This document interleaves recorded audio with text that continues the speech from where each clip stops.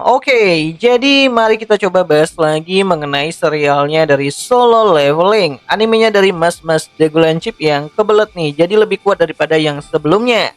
Dan langsung aja lah, mari kita coba bahas lagi mengenai episode keempat pada musim keduanya. Spoiler ya, tentu aja video kali ini tuh sendiri bakalan jadi video spoiler. Jadi jika kalian itu tidak keberatan, yuk mari kita coba lanjutkan.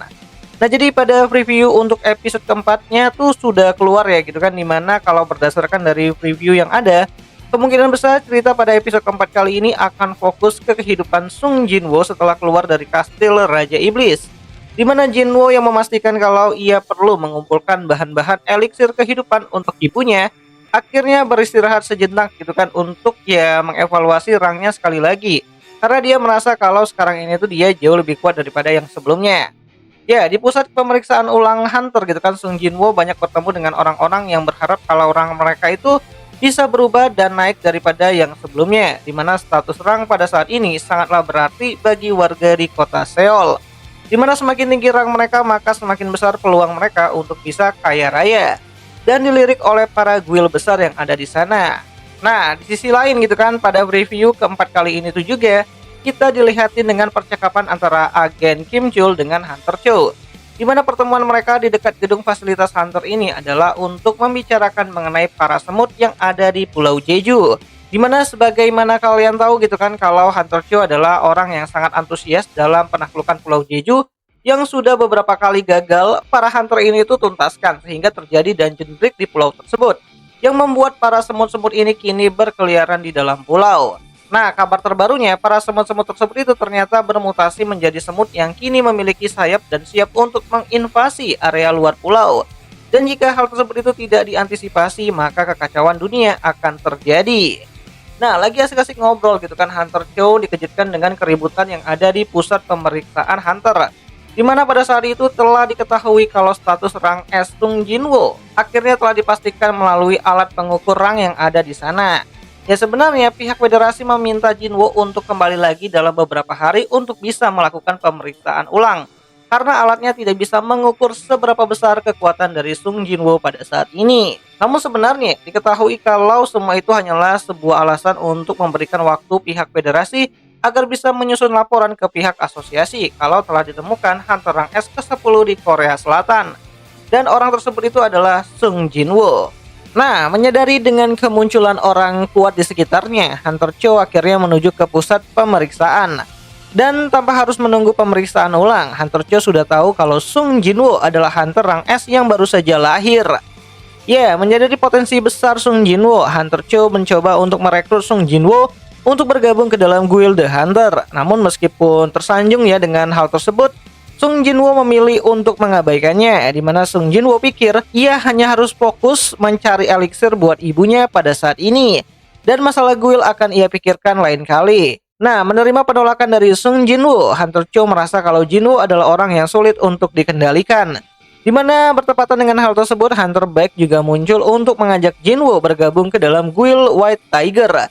Namun karena Hunter Baek kelamaan gitu kan, Sung Jinwoo akhirnya pergi tanpa menimbulkan suara di sekitarnya. Ya, melihat Hunter Cho berada di tempat fasilitas tersebut, Hunter Baek mengira kalau Jinwoo telah diambil alih oleh guild The Hunter. Namun saat melihat kembali muka dari Hunter Cho gitu kan, Baek yakin dan percaya kalau Hunter Cho juga telah ditolak oleh Sung Jinwoo. Nah, di sini Hunter Cho mencoba untuk menganalisis gitu kan mengenai kemunculan dari Hunter Baek di fasilitas tersebut dan peristiwa Red Dungeon sebelumnya dan kabar mengenai keterlibatan oleh pihak luar. Hunter Cho yakin kalau Baek juga sedang memantau Sung Jinwoo untuk menjadi rekannya.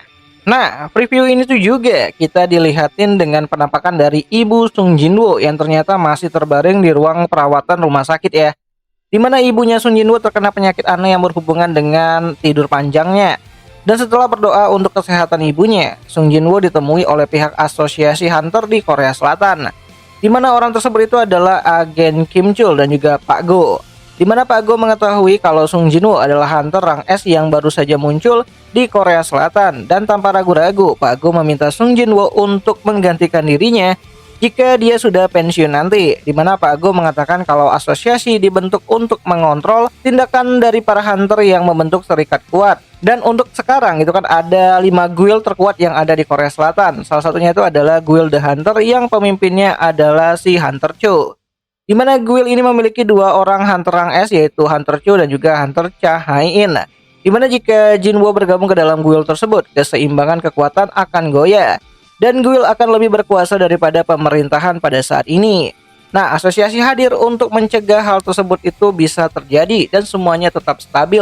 Ya, saat ditanya mengenai pilihan, mengenai bagaimana Jinwoo akan bertindak selanjutnya, apakah dia akan memilih uang dan juga kejayaan bersama dengan guild besar, atau mengemban tugas sebagai bagian dari asosiasi. Sung Jinwoo pun berkata kalau dirinya hanya diperlukan saat dia berada di dalam dungeon, di mana ia hanya ingin bertarung untuk apa yang ingin dia lindungi, dan Sung Jinwoo berjanji akan tetap melindungi Korea dari ancaman para monster. Dan mengenai kedua tawaran tersebut, Sung Jinwoo akhirnya menolak keduanya. Di mana sebelum pergi, Sung Jinwoo berkata kalau pemikiran dari agen Kim Chul tidaklah salah. Namun kenyataannya, peristiwa double dungeon sebelumnya bukan Jinwoo lah yang mengalahkan para patung besar yang ada di sana. Nah, singkat cerita, keesokan harinya Sung Jinwoo dikabarkan bergabung ke dalam Guild The Hunter sebagai anggota penambang di raid kali ini.